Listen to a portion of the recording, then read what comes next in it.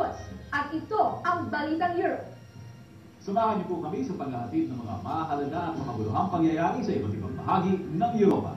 Sa mandako ng mundo, asahan niyong naroon kami, handang maglingkod sa bawat kapamilyang Pilipino. Samantala, narito na ang ulo ng mga pangunahing balita. On the contrary, I'm asking the local authorities to use all the diplomacy and absolutely not the use of army or any kind of force. Pamilya na paring si Giancarlo Posing na dinukot sa Mindanao, upapila sa militar na huwag gumamit ng puwersa.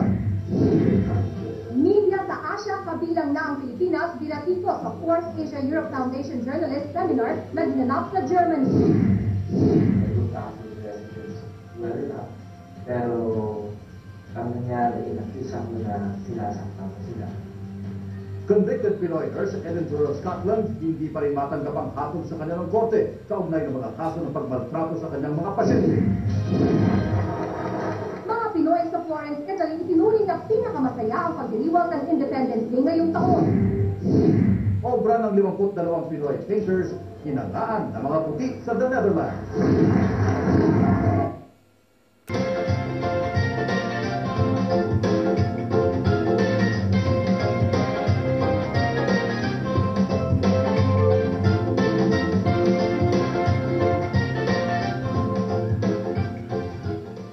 Dinumog maging ng mga puti ang mahigit 50 obra ng siyam na Pinoy artist sa isang exhibit na ginawa sa Amstelveen, Netherlands. May report si Louie Galicia.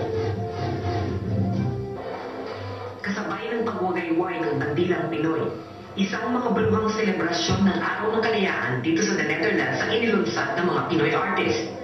Tinanghal sa Jan van der Toch Museum ang 52 obra ng siyam sa mga batikang artist sa Pilipinas at isang taga-embahada.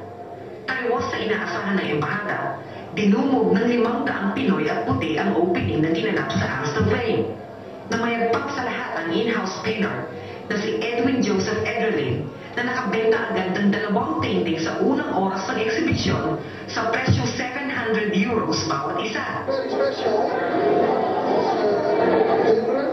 Different from each other and different from Dutch paintings.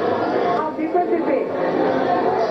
Some of them are realistic and some of them are impressionism. Is there potential Van Gogh? Very special paintings. You never see them anywhere. This is your first exhibition outside the Philippines. Ano to? Hobby mo or passion or what?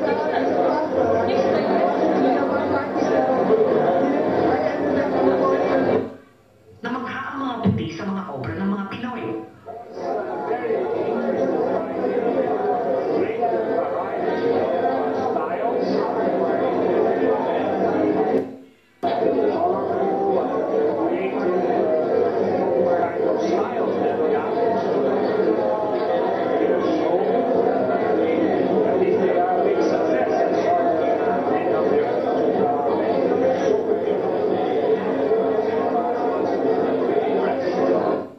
Nakatawag din ng pansin ang makulay na obra ni Alice Pagtas.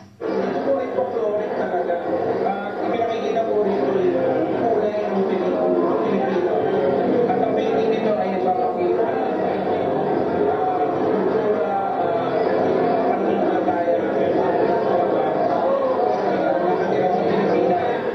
Nakaw-eksena din ang pinakabatang pintor na anak ng yumaong pintor at kolorista si Ibarra de la Rosa.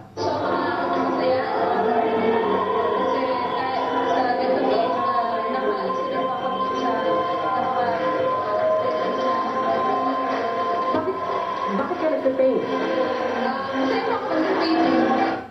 Dahil kumalat ng malaking interes sa mga puti, na-extend ang pagtatanghal ng isa pang linggo.